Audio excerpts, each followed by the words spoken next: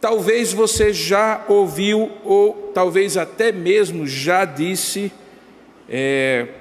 algumas dessas expressões.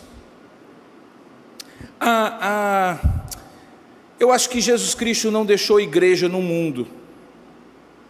Ou então, Jesus nunca fundou uma igreja. Ou talvez, igreja não é necessário para eu viver minha vida com Deus. É mais uma questão entre eu e Deus. Não é de hoje que as pessoas eventualmente imaginam a igreja apenas como uma instituição, um CNPJ, como eu gosto de falar, com endereço registrado, a sua face institucional, ou aquilo que eu chamo de, e não somente eu, de cristandade, que ao longo de 2000 anos de história tem sido a face visível do corpo de Cristo, da igreja de Cristo. Instituições, denominações, órgãos missionários, que ao longo de 2000 anos refletiram ou têm refletido de maneira mais fiel e íntegra o que de fato é igreja ou não. E talvez por isso algumas dessas pessoas que assim pensam, imaginam, particularmente nos últimos tempos, com um movimento crescente chamado de desigrejamento ou de trânsito religioso, que a igreja é absolutamente algo dispensável. Há poucos domingos nós encerramos uma série que chamamos de 4 olhares nos 4 evangelhos, Mateus, Marcos, Lucas e João, onde nós expusemos a pessoa e a obra de Cristo.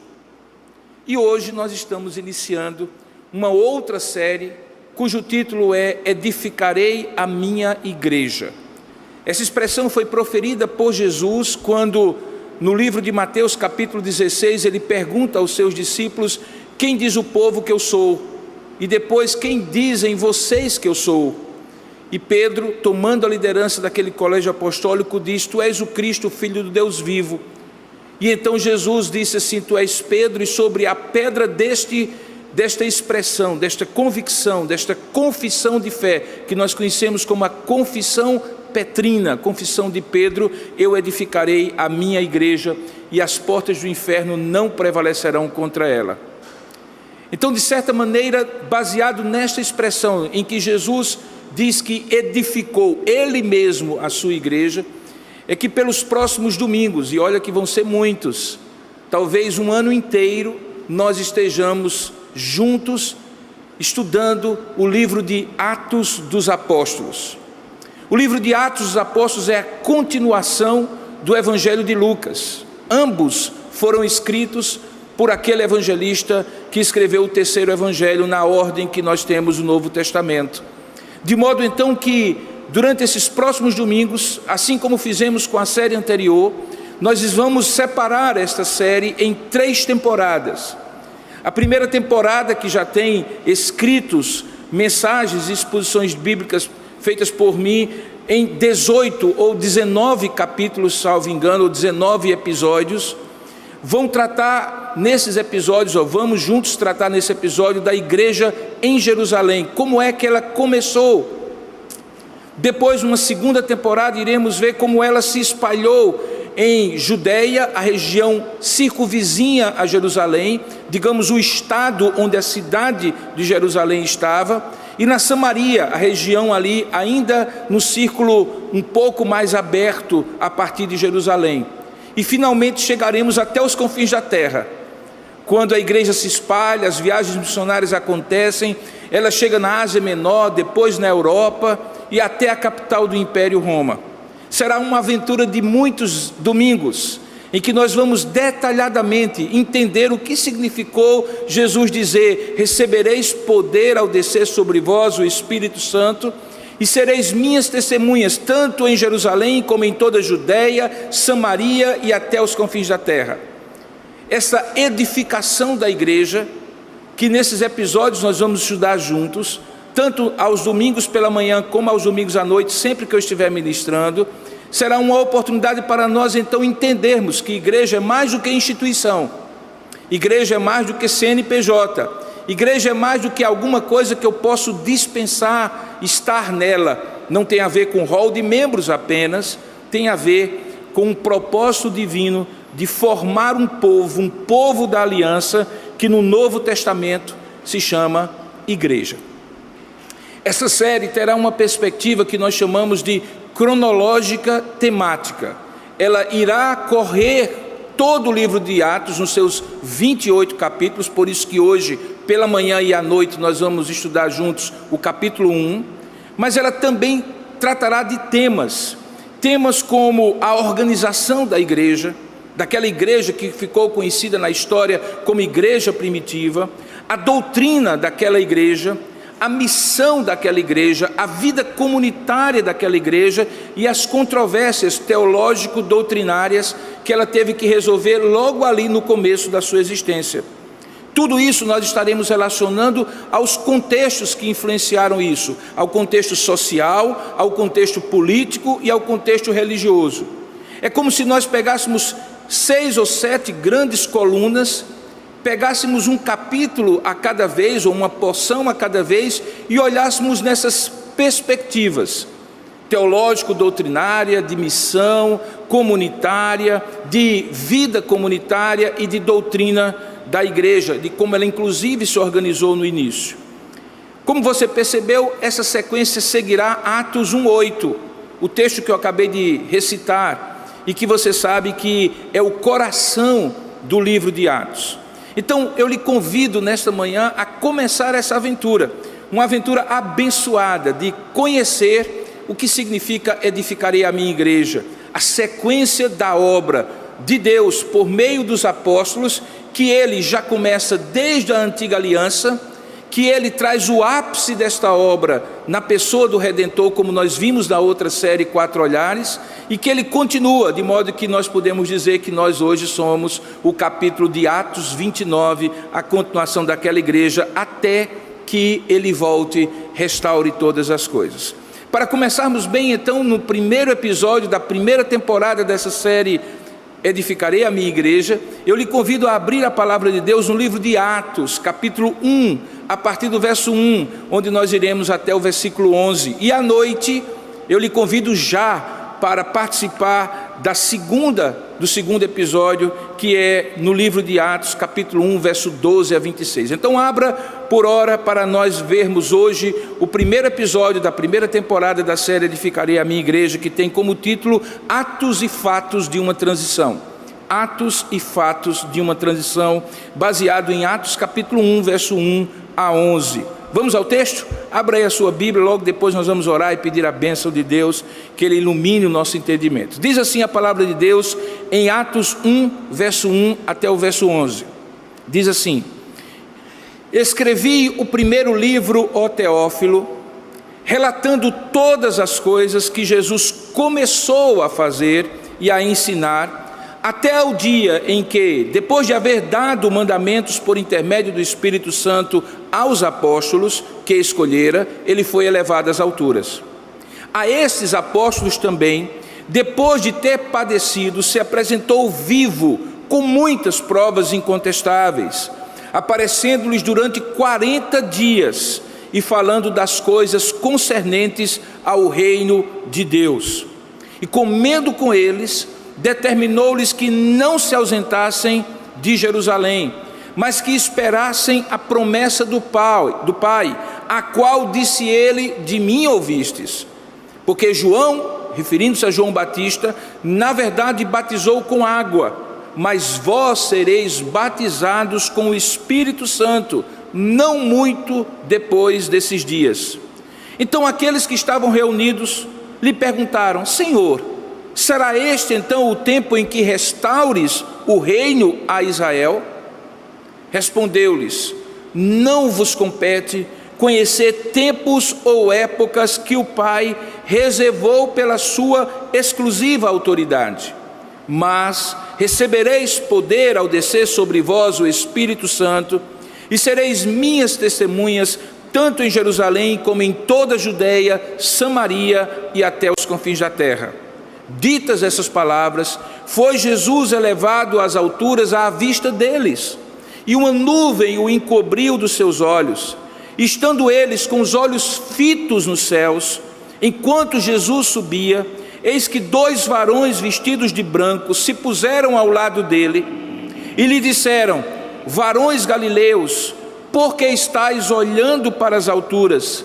Esse Jesus, que dentre vós foi assunto aos céus, virá do modo como o vistes subir. Que Deus abençoe a sua palavra lida e fale ao nosso coração. Você, onde você estiver aí, por favor, curva a sua cabeça, feche os seus olhos, vamos juntos orar e pedir a bênção de Deus sobre esse momento de exposição da palavra de Deus. Diz assim, e nós assim vamos fazer diante do Senhor. Ó Deus amado e querido Pai, nós queremos nesse momento te agradecer, porque neste dia que é teu, apesar de todas as restrições dessa pandemia terrível que assola o nosso país, nós podemos estar aqui, ó Deus, cultuando com aqueles que aqui podem estar, do louvor, da multimídia, diaconia, os pastores, e transmitir este culto de modo que onde quer que ele possa ser acompanhado, pessoas, filhos e filhas tuas também possam lá cultuar ao Senhor, como indivíduos, como famílias. E por isso nós te damos graças, porque a tua palavra não está presa e o teu povo não está desmobilizado, apesar das restrições. Agradecemos pelo culto que estamos te oferecendo, é para a tua honra, para a tua glória. Mas também nesta hora, agradecemos pelo privilégio de termos a Bíblia na nossa língua e podermos compreendê-la pela iluminação do teu Espírito. Pedimos que o Senhor nos ajude agora, dilatando a nossa mente, abrindo o nosso entendimento, nos fazendo discernir a tua palavra com a mensagem que o Senhor tem para nós nesta manhã. Fala conosco, Pai, e nos ajuda a entender o que é ser igreja e o que é fazer a obra do Senhor e a missão dessa igreja aqui na terra. Fala conosco, é o que nós oramos em nome para a glória do Senhor Jesus. Amém e amém. Queridos irmãos, alguns dos momentos mais importantes da história da redenção que você encontra no Antigo e no Novo Testamento, que é contada, portanto, nas Escrituras Sagradas, são os chamados momentos de transição. Eu costumo dizer que eles são como dobradiças no texto bíblico e na maneira como Deus vai se revelando ao longo das Escrituras. Você imagina a ideia de uma dobradiça de uma porta, é o que permite que a porta se abra e se feche, e portanto haja uma transição de um lugar para outro, de um ambiente para outro, de uma fase para outra. Há momentos de transição, vários na Bíblia, que são fundamentais, onde, por exemplo, uma liderança sai de cena para que outra entre, como foi, por exemplo, o caso de Moisés e Josué. E aquele capítulo 1 de Josué, capítulo 1, é muito significativo, porque o texto diz: assim como foi com Moisés, assim serei contigo. É uma dobradiça, uma transição. Aqui também nós estamos, no Novo Testamento, num momento de transição.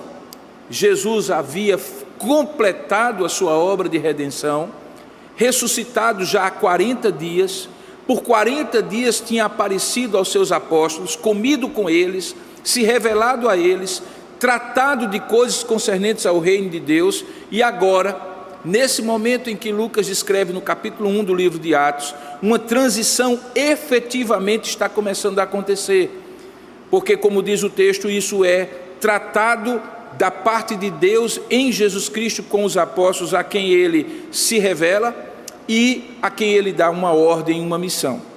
O que é que há de comum nesses momentos de transição, seja no Antigo Testamento, seja no Novo Testamento? Primeiramente, que Deus está no centro deste ciclo que se encerra e desse ciclo que se abre. Não tem a ver com homens. Os homens são, como eu falei na série anterior, coadjuvantes. O grande protagonista, aquele que tem nas suas mãos soberanamente o fio condutor do tempo e da história, é exclusivamente Deus. Deus está como fator comum nessa transição para cumprir o seu contínuo e eterno propósito. Segundo aspecto, o povo de Deus é sempre, num ciclo e no outro, o objeto e ao mesmo tempo o instrumento deste propósito.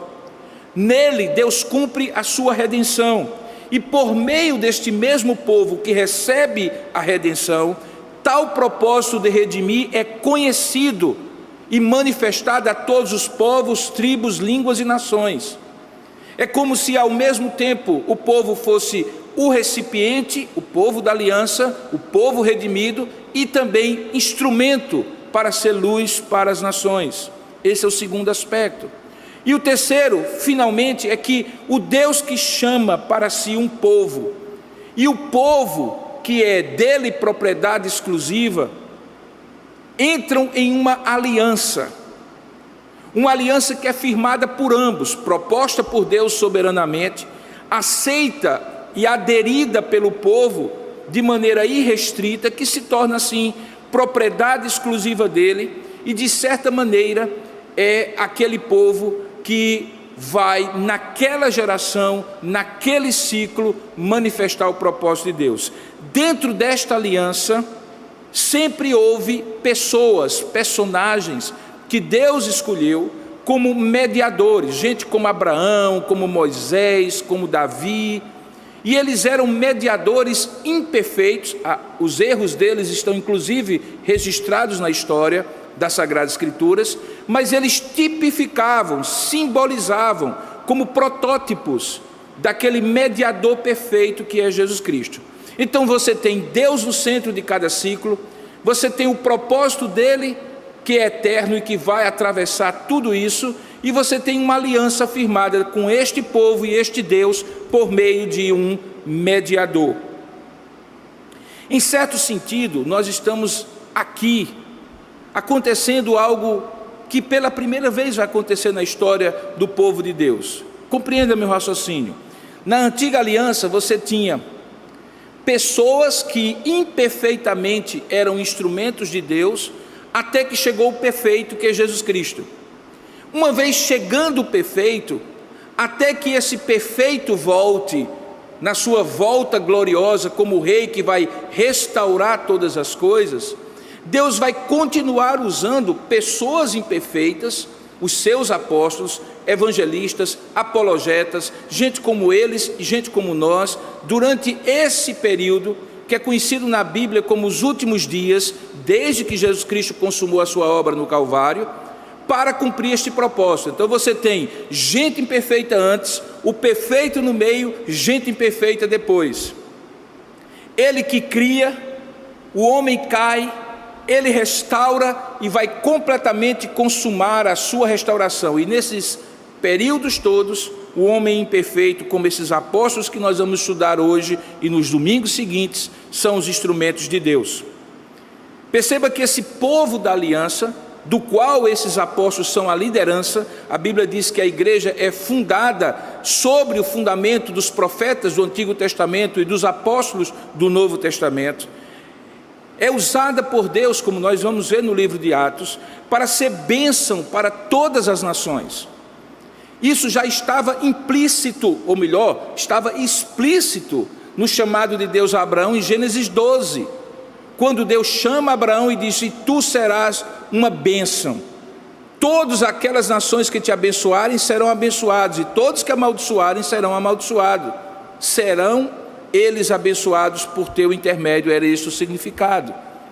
Ao longo do Antigo Testamento, este povo, descendente de Abraão, se ensimesmou e não entendeu que, ao ser recipiente da redenção, Deus também tinha um propósito deles serem instrumentos para os gentios, para os pagãos. Em Cristo, isso é quebrado. Paulo, escrevendo aos Efésios, diz que o muro de separação entre judeus e gentios é quebrado, e dos dois ele fez a paz e uniu no único povo, e o nome desse povo é Igreja. A igreja é o instrumento no Novo Testamento para cumprir o propósito eterno de Deus, de usar o povo da aliança para abençoar a toda a humanidade e recolher os eleitos para si. Esse povo da aliança que recebe o nome de igreja, eclesia, uma assembleia que normalmente era convocada e que fazia as pessoas saírem de casa para a praça principal da cidade, essa era a origem da palavra. É um povo que Deus tirou do império das trevas e fez sair para compor o reino do Filho do seu amor, como diz Paulo escrevendo aos Colossenses. E é este povo que no livro de Atos nós vamos ver vivendo e acontecendo essa grande realidade dessa instrumentalidade de Deus por eles e apesar deles para alcançar as nações. Então nós estamos num momento em que essa transição está acontecendo. No texto que nós lemos fica claro que praticamente Atos começa quando o terceiro evangelho de Lucas se encerra. É quase como se fossem aqueles livros que você compra numa livraria, volume 1 e volume 2, em que o volume 2 começa a história a partir do momento em que o volume 1 acabou naquele mesmo ponto e continua a história. Veja que no versículo de 1 a 3, o evangelista Lucas, que escreveu o evangelho e agora escreve também Atos, faz uma breve introdução temática.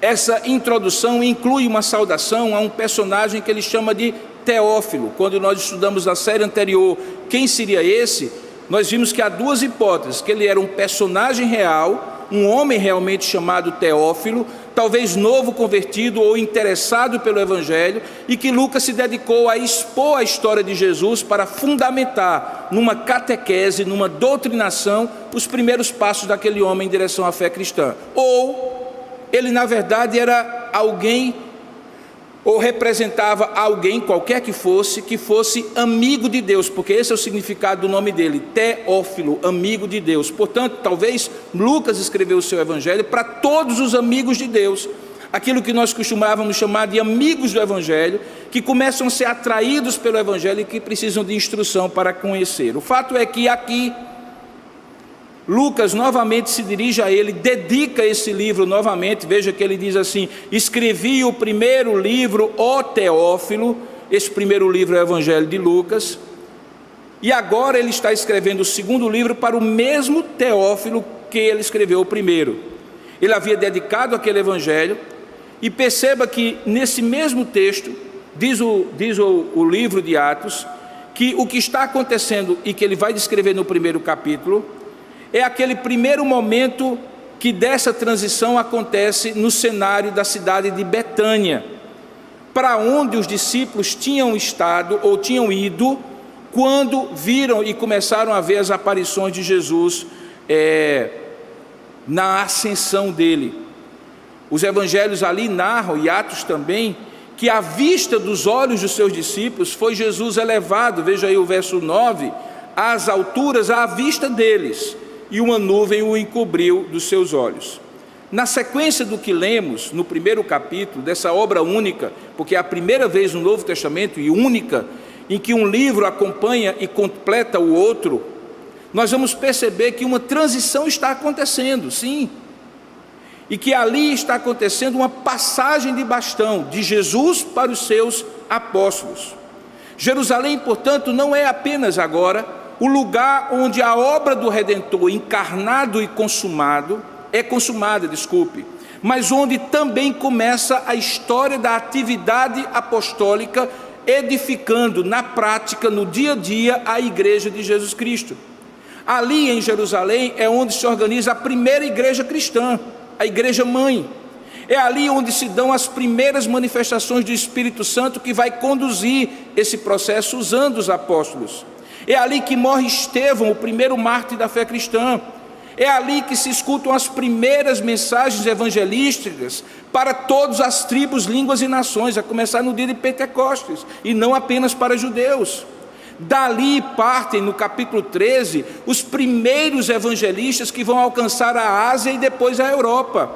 Tudo está acontecendo ao redor daquela primeira comunidade de fé em Jerusalém, chamada igreja. E é curioso porque hoje a gente vê o cristianismo e o judaísmo como duas realidades religiosas distintas, embora obviamente com muita coisa em comum. Tanto é que a antiga aliança, o Antigo Testamento, é patrimônio comum, tanto do judaísmo como do cristianismo. Mas imagine que você é um discípulo de Jesus ou um dos seus apóstolos, judeu desde menininho, com pai judeu, mãe judeu, avô judeu, avó judia e assim por diante, e de repente conhece Cristo, se torna apóstolo dele, e costumeiramente, como você vai ver nos capítulos posteriores 3 e 4, você continua com o costume de ir ao templo de Jerusalém. E nesse momento de transição, que nos primeiros capítulos não fica muito claro se eles são judeus messiânicos, se eles são judeus que apenas fazem parte de uma seita, como os fariseus e os saduceus, ou se eles são de fato uma nova realidade, essa transição toda acontece ali, ao redor da igreja de Jerusalém. Por isso, essa primeira temporada da série é tão importante de ser compreendida, porque você não vai ver uma distinção aparentemente muito grande entre eles como judeus e eles como cristãos, a não ser em alguns aspectos que nós vamos destacar. Perceba que quando nós chamamos esse livro de Atos dos Apóstolos, portanto, é porque desde o segundo século foi assim que ele ficou conhecido. Mas se você olhar a narrativa, se você nunca leu, eu convido você a ler os 28 capítulos à medida que a gente for fazendo a série. Você vai perceber que nos primeiros 12 capítulos, a figura central é Pedro. E a partir do capítulo 13, embora ele já apareça no capítulo 9, na sua conversão, a figura central é Paulo. Então talvez o livro seria Atos dos Apóstolos Pedro e Paulo, porque os outros praticamente desaparecem. A tradição e a história mostram o que eles fizeram, mas não a Bíblia necessariamente. Mas o fato é que mais do que Atos dos Apóstolos, sejam os 12, seja Atos de Paulo e Pedro, o fato é que aqui nós temos atos e fatos do Espírito Santo no momento de transição. E é esse justamente o tema do nosso primeiro episódio. Você vai perceber que começamos em Jerusalém, mas por causa de Atos 1:8, nós iremos até os confins da terra. E isso de maneira conduzida pelo Espírito, como ele mesmo descreveu no livro de Atos. Então o tema de hoje é atos e fatos de uma transição. O primeiro aspecto que gostaria que você analisasse é: observe inicialmente que os atos e fatos dessa transição demonstram haver uma continuidade e não uma ruptura, depois que Jesus é assunto aos céus e os apóstolos assumem a obra de expandir a igreja até os confins da terra. Essa continuidade fica claro de cara na linguagem que Lucas usa.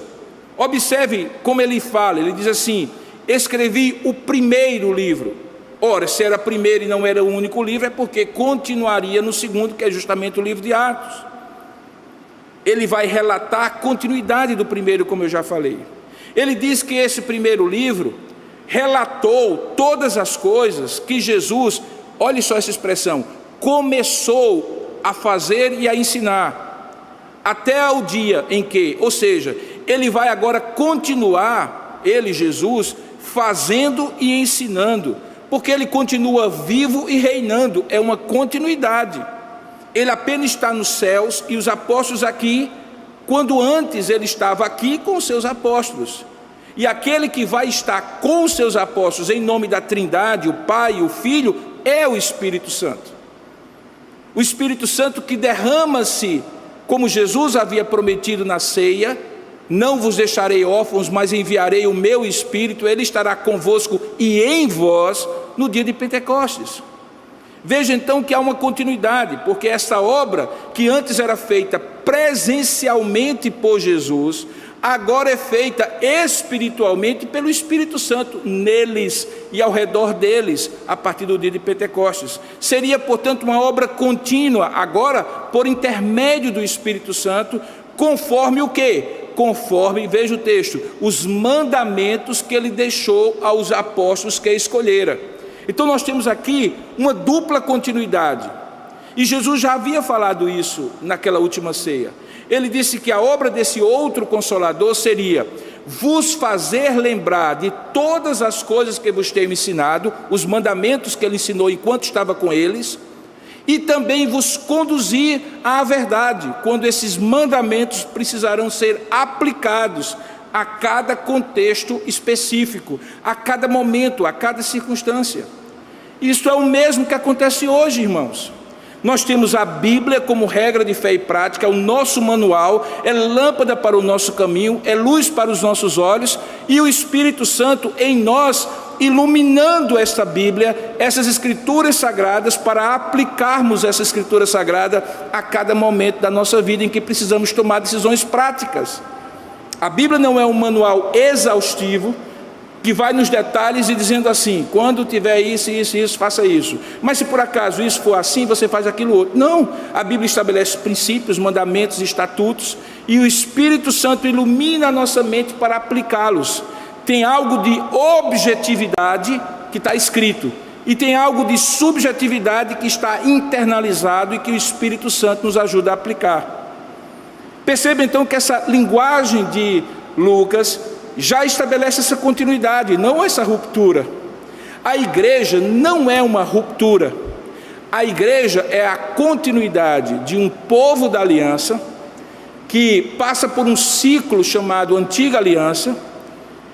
Essa Antiga Aliança prepara para o ápice da redenção que é feita em Jesus Cristo e continua numa nova aliança inaugurada por Jesus Cristo até aquele dia em que Ele voltará para restaurar todas as coisas. A igreja não é um parêntese, a igreja é a continuidade do povo de Deus no Novo Testamento.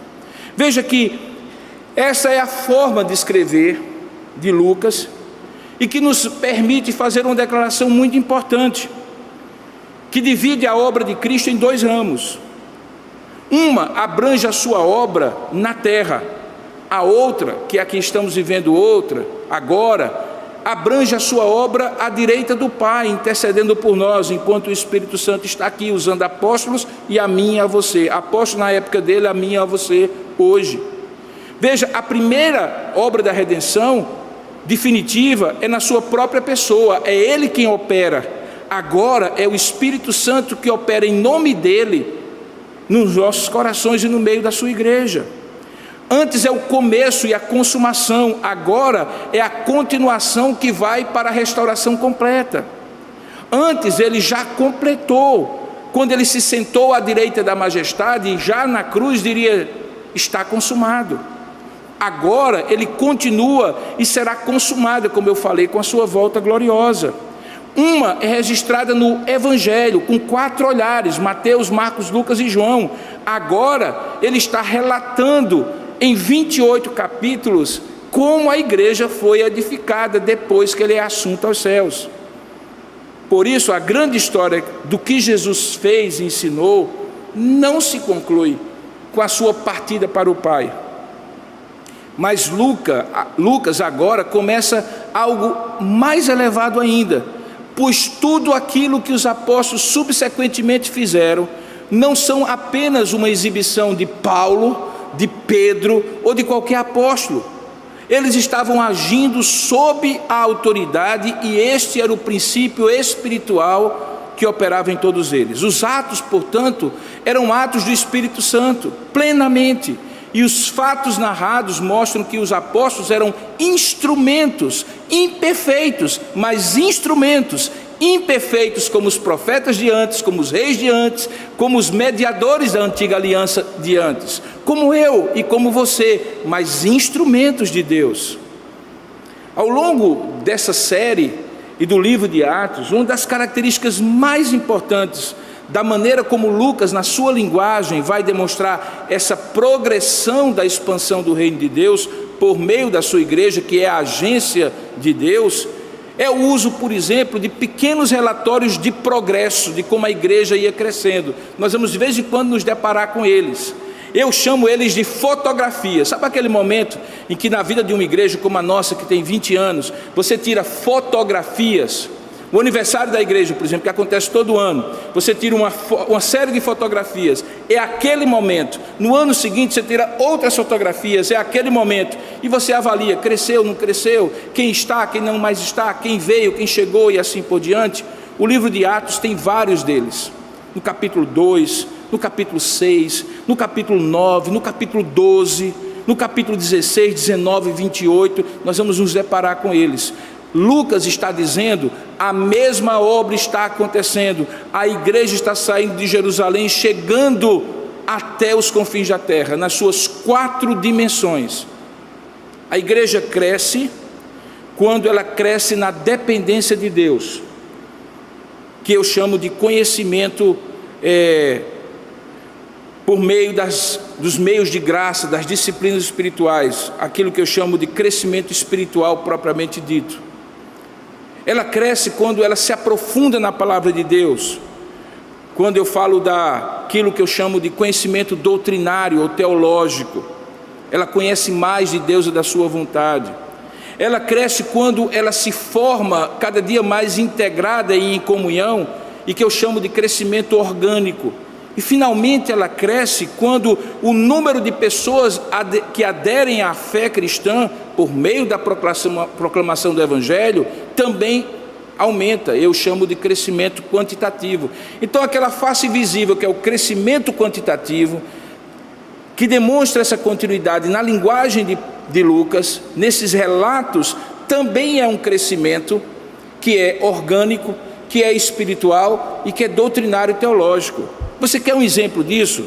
Eu vou lhe dar. Abra aí, por gentileza, num desses primeiros, na verdade o primeiro deles, que é Atos, capítulo 2, a partir do verso 41.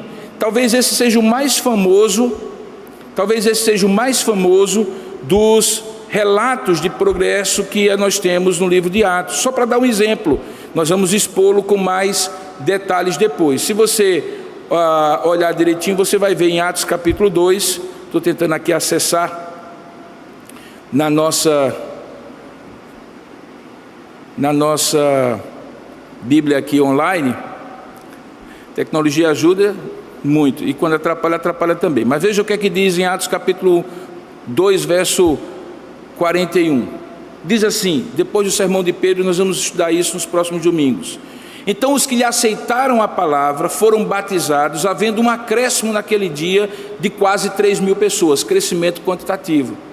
Mas veja que no verso 42 diz, e perseveravam na doutrina dos apóstolos, crescimento doutrinário, e na comunhão, crescimento comunitário orgânico, no partir do pão e nas orações, crescimento espiritual propriamente dito. Veja que ele tira uma foto dizendo assim, como é que viviam os convertidos. Em cada alma havia temor, e muitos prodígios e sinais eram feitos por intermédio dos apóstolos.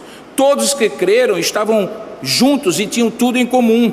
Vendiam as suas propriedades voluntariamente e bens, distribuindo o produto entre todos, à medida que alguém tinha necessidade. Diariamente perseveravam unânimes no templo, porque ele ainda tinha essa conexão com o judaísmo, partiam pão de casa em casa e tomavam as suas refeições com alegria e singeleza de coração, louvando a Deus e contando com a simpatia de todo o povo. E enquanto isso, acrescentava-lhes o Senhor dia a dia os que iam sendo salvos. Percebeu as quatro dimensões do crescimento da igreja? Lucas usa na sua linguagem retratos como esse, fotografias como estas, de momentos ao longo da narrativa, para demonstrar que nós estamos diante de uma continuidade. E esse é o primeiro aspecto desses fatos e atos da transição. O segundo aspecto é que esses fatos e atos dessa transição demonstram um propósito transversal que atravessa do começo ao fim das Escrituras Sagradas, que vinha desde o Antigo Testamento, como eu tenho enfatizado, passara pela vida e obra de Jesus Cristo e se consumaria agora pela expansão da igreja como povo da aliança até os confins da terra.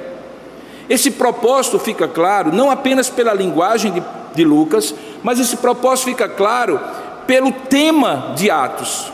O tema de Atos não é apenas a expansão da igreja como instituição, a complexidade que ela vai tomando. Não, o tema de Atos é o reino de Deus.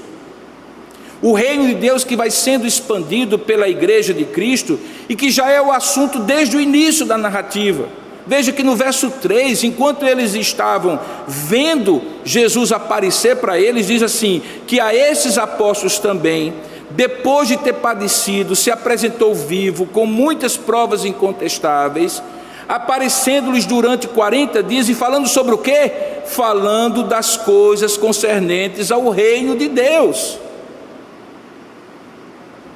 A expressão reino de Deus aparece pelo menos em 17 dos 28 capítulos de Atos, e nós vamos encontrar com ela várias vezes. Por isso, comentaristas como Toussaint diz que, junto com esse desenvolvimento em todo o mundo, há uma ênfase na escatologia, a doutrina das últimas coisas, tanto em Lucas quanto em Atos. Por isso, a expressão profética reino de Deus, segundo esse comentarista, ocorre 32 vezes em Lucas e em Atos 6 vezes, além de outras alusões ao reino de Deus que se encontram nesses 17 capítulos dos 28. Então, obviamente, a expansão da igreja, como tema de Atos, apesar de ser bastante enfatizada, crescia, aumentava, alcançava, igreja crescia, igreja era plantada, atingia tal lugar, tal e assim por diante. Mas não era um empreendimento institucional humano, não era uma multinacional da fé, não era uma instituição que fazia filiais em todo lugar, não, era o reino de Deus. A igreja era herdeira desse reino do Antigo Testamento, na pessoa de Jesus e agora nas suas mãos, e ao mesmo tempo agência desse reino, para que todos conhecessem o rei deste reino. A igreja então é rei, é serva, ela não é rainha. O rei é que é o Senhor, e a igreja serve a esse rei de Atos 1 até Atos 28, conforme descrito, e também continua servindo hoje no que eu chamaria de Atos 29, onde nós todos estamos agora até a sua volta e até a consumação do seu reino. Esse é o grande tema de Atos. Quando lemos em Atos aquilo que foi ato e fato dos apóstolos, nós devemos nos encantar pelo rei e pelo seu reino, e pela graça e privilégio de fazer parte dessa história. Nós somos agentes do reino de Deus no mundo, assim como os apóstolos foram, e isso está descrito no livro de Atos. Por isso então é possível concluir que o que Lucas mostra é como a mensagem do reino nasce no coração de judeus em Jerusalém, mas chega aos gentios até Roma, capital do império, e até os confins da terra, e isso porque a igreja é a agência desse reino que se espalha. William Barclay, no seu comentário sobre Atos, diz o seguinte: o grande objetivo de Lucas era mostrar a expansão do cristianismo, mostrar como aquela religião que começou em um pequeno canto da Palestina havia chegado a Roma em apenas 30 anos, o que para aquela época, a partir de 12 homens, era muito. Mas eu particularmente vou além do que Barclay diz. Eu acredito que estamos falando mais do que de uma religião. Eu estou entendendo que o que nós passamos a conhecer não é apenas a face institucional da igreja, na medida em que ela vai se tornando a cristandade, como eu falei, de 2 séculos, ou melhor, 2 milênios. Nós estamos falando de um propósito divino que atravessa do Antigo até o Novo Testamento, e nos dias de hoje ainda, porque nós estamos na Nova Aliança, no Novo Testamento, até o dia em que o rei voltará, e esse processo será consumado por ele mesmo, por meio da igreja. O terceiro aspecto que eu gostaria de chamar sobre os atos e fatos dessa transição, é que nesse mesmo conjunto de ideias, que inclui essa transição do povo de Deus, da antiga aliança para o povo da aliança do Novo Testamento, que é reunido como igreja, como agência de Deus, fica claro que uma promessa está sendo cumprida por Deus por meio da obra do Espírito Santo. Há um propósito, e neste propósito há a participação do povo, e essa participação do povo inclui uma promessa. Que promessa é essa? Olha, veja bem, diz o texto lá, volte seus olhos para ele, que essa promessa que está sendo cumprida, fica claro, a partir do verso 4, quando ele diz assim, que Jesus havia comido com eles e determinado, não era opção, que eles permanecessem, ou seja, que eles não se ausentassem de Jerusalém, mas que esperassem a promessa. A palavra grega é pigelia, é pangelia, desculpe melhor dizendo, a promessa do Pai que, segundo ele disse, dele mesmo eles ouviram. O que Lucas quer dizer com essa promessa do Pai? Ele estava se referindo a algo que no seu evangelho, no capítulo 24, particularmente no verso 44 a 49, ele já havia dito. Veja o que diz lá. Depois da ressurreição, Jesus, comendo com seus discípulos, diz que a seguir ele lhes disse: são essas as palavras que eu vos falei estando ainda convosco. Importava que se cumprisse tudo o que de mim está escrito na lei de Moisés, nos profetas e nos salmos. Veja a continuidade. Então ele lhes abriu o entendimento para compreenderem as escrituras. e lhes disse: assim está escrito, que o Cristo, o Messias, havia de padecer e ressuscitar dentre os mortos no terceiro dia, e que em seu nome se pregasse arrependimento para remissão de pecados a todas as nações, começando de Jerusalém. Vós sois testemunhas disso. E aí ele fala a palavra específica, promessa. Ele diz: eis que eu envio sobre vós a promessa do meu Pai. Veja que é a mesma expressão de Lucas 24, Atos 1. A promessa do meu Pai: permanecei, pois, na cidade, até que do alto sejais revestidos de poder. Portanto, a promessa tem a ver com um revestimento de poder, para que aqueles apóstolos que tinham agora recebido o bastão fizessem a sua obra. Veja que nos versos seguintes, voltando agora para Atos, ele explica com mais detalhes, pois ele diz assim: João, na verdade, havia batizado com água, mas vós sereis batizados com o Espírito Santo, e não muito depois desses dias. Esse não muito depois desses dias são 10 dias, porque até aquele momento 40 dias havia se passado em que Jesus aparece continuamente aos seus discípulos. Passado de quê? Da Páscoa. E 10 dias depois, como é o calendário judaico ainda hoje, acontece a festa de Pentecostes. E é na festa de Pentecostes, Atos capítulo 2, que o Espírito Santo cai, derrama-se sobre toda a carne, cumprindo, segundo o próprio profeta Joel, aquela promessa que Pedro usa no seu sermão, dizendo assim: olha, lembrem-se que esses homens que vocês veem agora, falando em línguas de todas as nações e pregando as maravilhas de Deus, não estão embriagados. A gente vai falar mais sobre isso depois. Mas acontece agora o que está prometido pelo profeta Joel, profetizado pelo profeta Joel. E qual é essa profecia? É que acontecerá que depois derramarei o meu espírito, de Joel, sobre toda a carne, Joel capítulo 2, e vossos filhos e vossas filhas profetizarão, vossos velhos sonharão, vossos jovens terão visões, e até sobre os servos e sobre as servas derramarei o meu espírito naqueles dias. A promessa é o derramamento do Espírito Santo, o batismo com o Espírito Santo, o revestimento do Espírito Santo, para que eles tivessem poder, autoridade, unção, credibilidade, ousadia, coragem de pregar o evangelho a todas as nações. Isso acontece a partir de Atos 2. E por que isso é um marco? Eu vou falar um pouco mais sobre isso em Atos 2. É um marco porque até então, na antiga aliança, o Espírito Santo era dado a algumas poucas pessoas, especificamente para algumas obras ou missões que Deus dava a eles, a um profeta, a um sumo sacerdote, a um rei, a um juiz. E uma vez tendo cumprido essa missão, o Espírito Santo se retirava. Você então entende porque no Salmo 51, Davi diz assim: não retires de mim o seu Espírito, porque na antiga aliança o Espírito Santo poderia entrar e sair em alguém, mas a nova aliança não, e esta é a promessa, até sobre servos e servas, jovens e velhos, homens e mulheres.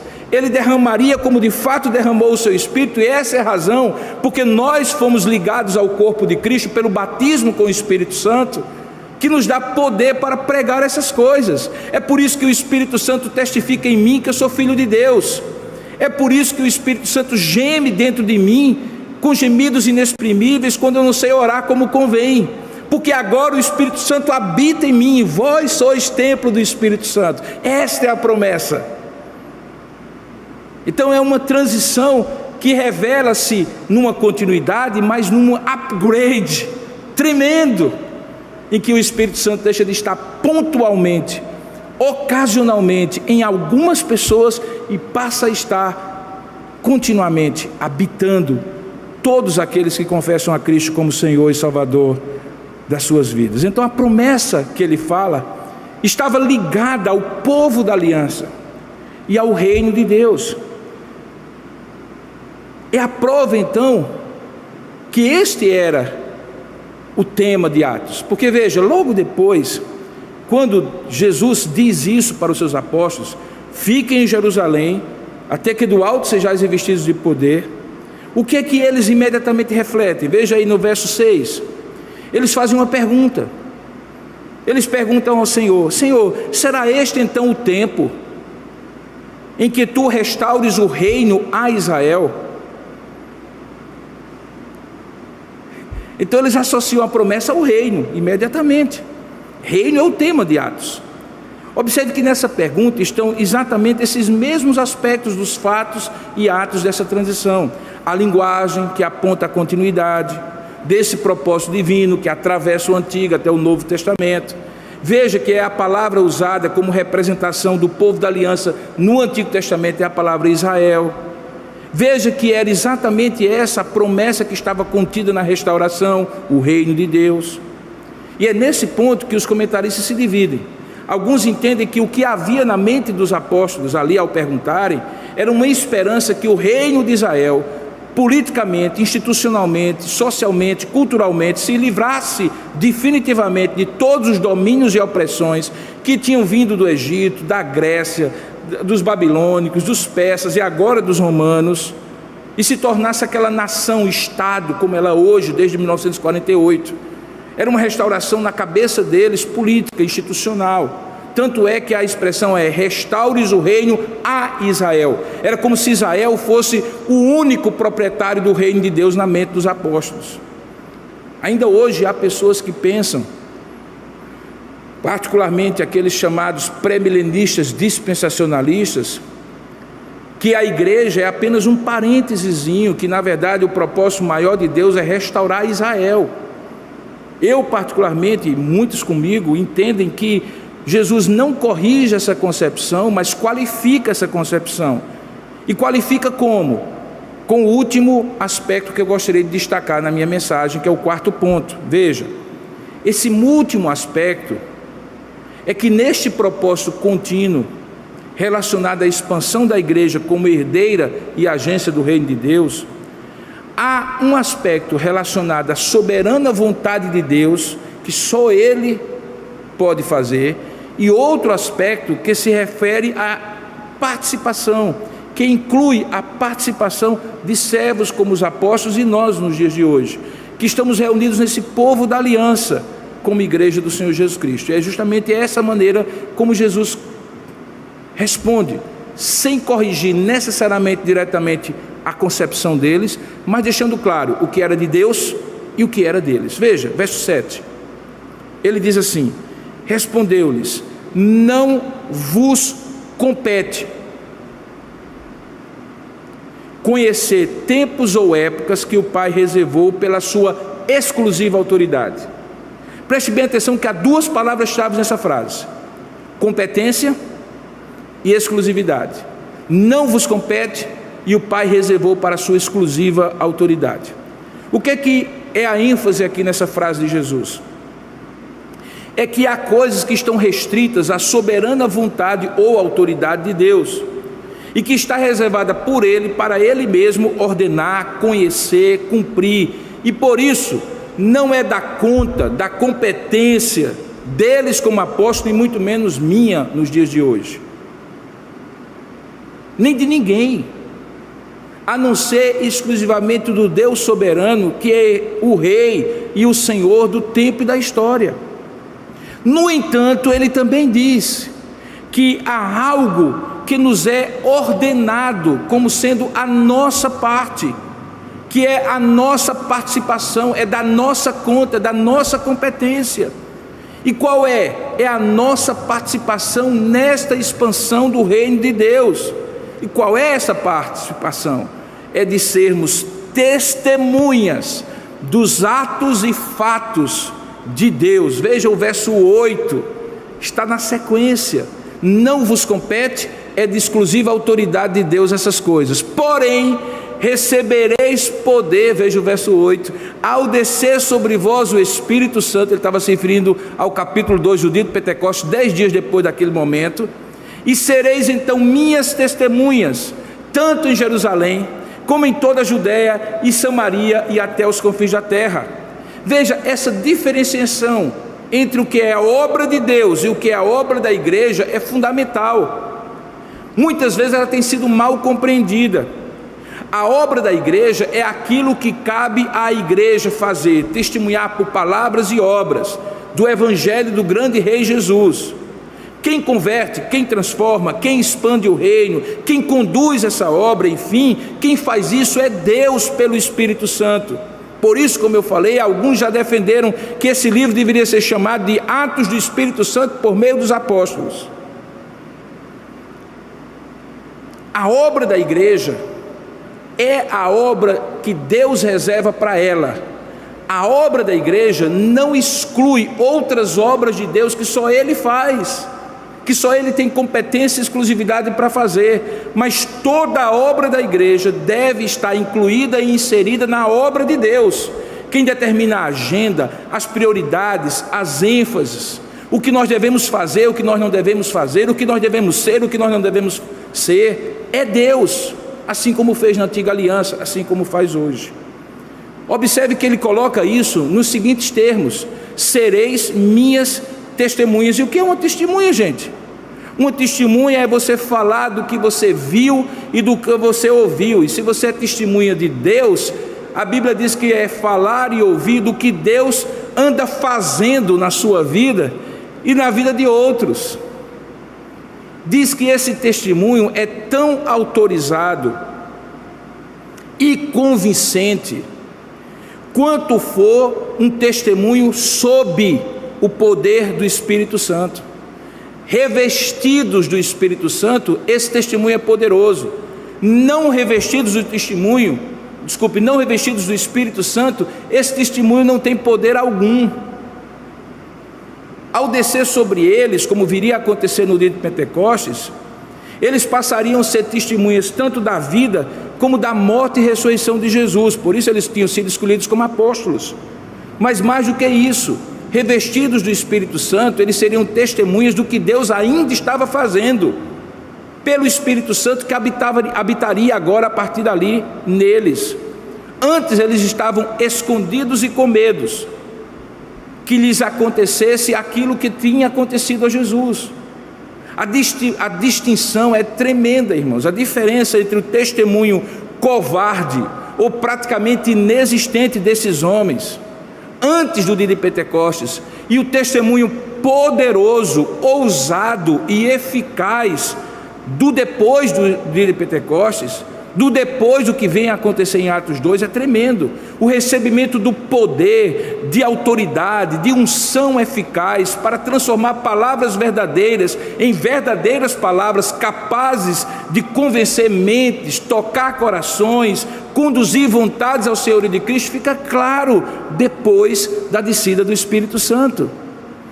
Isso explica, por exemplo, porque o livro de Atos traz tantos testemunhos de pessoas transformadas pela mensagem do Evangelho, a começar por um dos seus principais apóstolos, Saulo, o perseguidor da igreja, que se torna Paulo, o apóstolo aos gentios, autor da metade dos livros do Novo Testamento, plantador e pastor de dezenas de igrejas na Ásia e na Europa, e o maior teólogo e apologeta da igreja primitiva. Quem era esse homem? Um perseguidor. Isso é poder de Deus que transforma.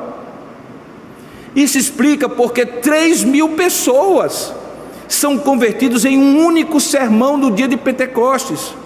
E era gente de várias línguas, povos, nações. A tradução simultânea disponível era pelo poder do Espírito Santo, em tempo real. Isso explica como, em meio à perseguição, os cristãos deram a sua vida alegremente como sacrifício vivo, santo e agradável a Deus, como aconteceu com Estevão, o primeiro mártir. Isso explica porque, à medida que eles tinham que sair de Jerusalém perseguidos, onde eles chegavam, ao invés de se esconderem com medo, eles pregavam o Evangelho e igrejas iam surgindo no rastro de Jerusalém até chegar em Antioquia. E lá em Antioquia uma igreja vibrante surge e dali todo o Evangelho é espalhado na Ásia e na Europa. Tudo isso era possível, irmãos, porque desceu sobre eles o Espírito Santo e eles receberam poder para testemunhar, o que explica o que alguns entendem ter sido aquilo que provocou Lucas a completar com Atos, o livro da expansão da igreja, o que ele havia escrito sobre a vida e obra de Jesus no seu evangelho, e que seria a pergunta talvez na mente desse Teófilo a que ele dirige os 2 livros. A pergunta seria: se o cristianismo tem suas raízes no Antigo Testamento e no judaísmo, como é que ele se tornou uma religião mundial? Como é que ele se expandiu assim, a partir de 12 homens que viviam com medo de morrerem nos 40 primeiros dias depois da morte do seu Redentor? Pelo poder do Espírito Santo, que expande o reino de Deus por meio da igreja.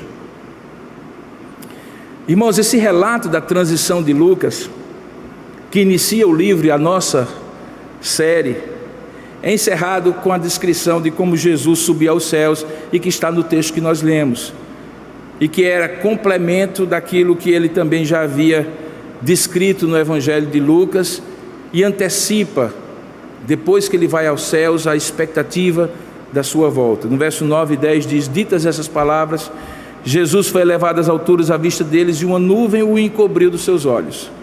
E estando eles com os olhos fitos nos céus, enquanto Jesus subia, eis que 2 varões vestidos de branco se puseram ao lado dele, e lhe disseram: varões galileus, por que estáis olhando para as alturas? Esse Jesus que dentre vós foi assunto aos céus, virá do mesmo modo como viste subir. E aqui está o último elemento do que se tornou o querigma cristão, que Jesus morreu, viveu uma vida perfeita, morreu por nós, ressuscitou ao 3º dia, está à direita do Pai e voltará gloriosamente. A mensagem da igreja primitiva. Irmãos, nós estamos chegando ao final e o meu tempo se esgota. Um dos aspectos mais interessantes do livro de Atos dos Apóstolos, que nós vamos estar nos próximos meses junto com ele, é que aparentemente ele é um livro que não tem conclusão. Ele termina de uma maneira muito interessante, como aqueles filmes de Hollywood que deixa em aberto alguma coisa.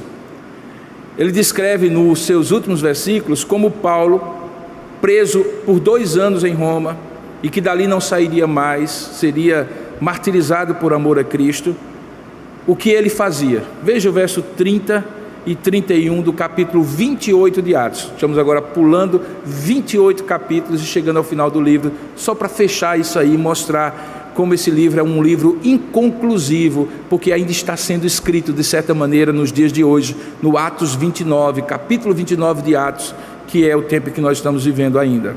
Diz assim, verso 30, capítulo 28 de Atos: por 2 anos permaneceu Paulo na sua própria casa, ele vivia em prisão domiciliar, que ele mesmo pagava, que ele alugara, onde recebia todos que o procuravam. E o que ele fazia? Ele pregava o reino de Deus. Olha o reino de Deus no começo, olha o reino de Deus no final. E com toda a intrepidez, olha o poder do Espírito Santo no começo, olha o poder do Espírito Santo no final. Sem impedimento algum, ensinava as coisas referentes ao Senhor Jesus Cristo. E acaba.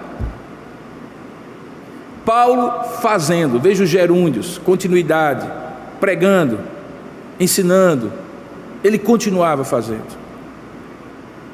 Como é que poderia ser diferente, né? Como teria um fim, uma conclusão, uma história que é a grande transição do reino de Deus, inaugurado por Jesus, mas que tinha suas raízes na antiga aliança, e o reino de Deus consumado por Jesus no futuro, no qual no intervalo estamos nós inseridos como igreja, herdeira e agência desse reino de Deus ainda hoje. Como poderia ter um final, se o final ainda está sendo escrito? Já sabemos como ele acontecerá, e a nossa participação é sermos testemunhas, tanto em Jerusalém, como em toda a Judéia, Samaria e até os confins da terra. A pergunta que eu lhe faço diante dessa exposição é: qual é o seu papel neste reino, do qual você é súdito e testemunha do Rei e Senhor Jesus Cristo? Você tem consciência, sinceramente, você tem consciência de que está inserido em algo infinitamente maior do que a sua salvação individual e pessoal? Você consegue entender? porque para mim essa é a realidade mais profunda que dá sentido a mim a cada manhã. Que eu posso até ter uma família, um emprego, um trabalho, viver essa vida cotidiana que todos nós vivemos. Mas eu fui transportado do império das trevas para o reino do Filho do seu amor, para fazer parte desta história que começa aqui, que tem suas raízes na antiga aliança, que se completa perfeitamente na minha redenção, no tempo de Jesus encarnado aqui, e que continua por meio desses apóstolos. A história deles é a minha história. Os atos e fatos que estão registrados incluem a mim, 2021 anos depois desse tempo. Você tem consciência de que, portanto, a salvação não tem a ver apenas com Jesus vir pinçar você e lhe livrar do inferno, mas de deixar você aqui na terra, enquanto Ele quiser e pelo tempo que Ele quiser, para você cumprir essa mesma missão.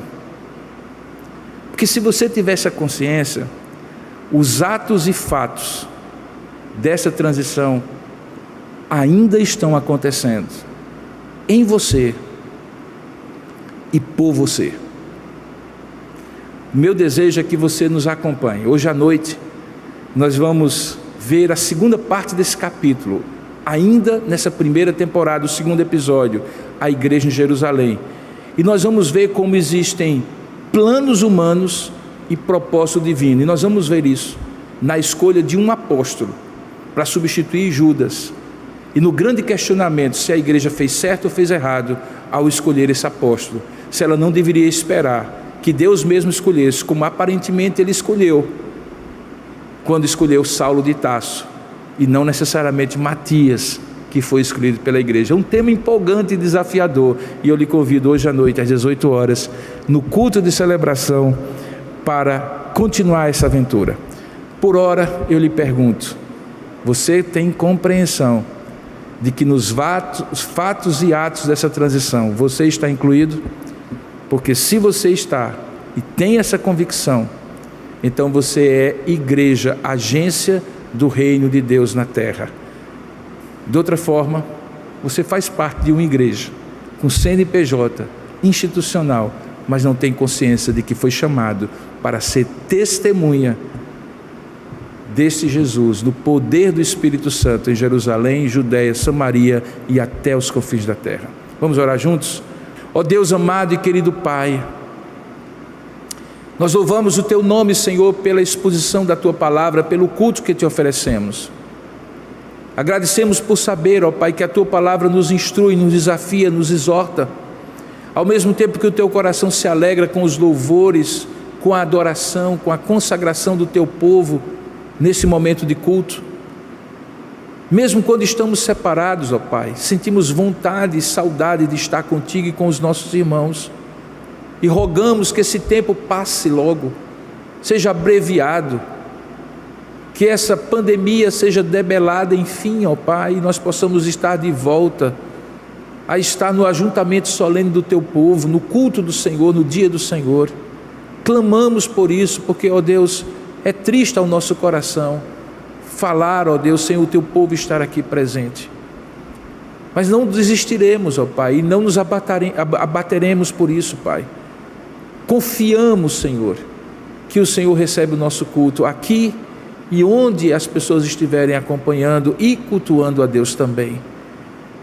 Nesse momento nós queremos Te agradecer pelas orações do Teu povo que estão sendo respondidas, pela recuperação da vida de Eduardo, de Uauíra, de Sônia, de Marcos Silva e de tantos outros, ó Pai, que têm sido atingidos por essa praga terrível, Senhor, por outros problemas de saúde em que o Senhor tem sido gracioso em debelar, curar, restaurar a saúde.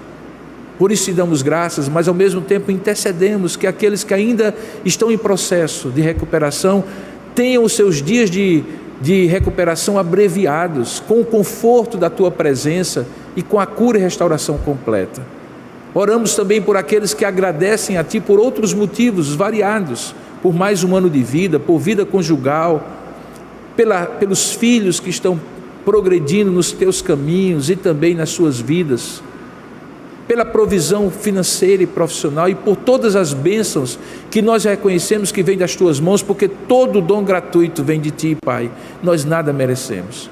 Nessa hora pedimos que o Senhor nos dê um restante de dia abençoado, que o Senhor nos proteja e preserve, especialmente essas equipes que estão mantendo o culto acontecendo aqui, os diáconos, o pessoal da multimídia, o pessoal do louvor, os pastores. Que o Senhor, ó Deus, nos ajude, ó Deus, a continuar preservados e saudáveis, e que à noite possamos voltar, mesmo à distância, a cultuar a Ti. Dá-nos uma semana abençoada que começa no dia de hoje, o dia do Senhor, e nos despede com a Tua bênção do Pai, do Filho e do Espírito Santo, pois é assim que nós te oramos, em nome de Jesus. Amém. Que a graça do nosso Senhor e Salvador Jesus Cristo, o amor do nosso Deus e bendito Pai, o poder, a comunhão e a consolação do Espírito de Deus repouse sobre sua vida, meu irmão, minha irmã, e sobre todo o povo de Deus na face da terra, desde agora e para todo sempre. Amém e amém.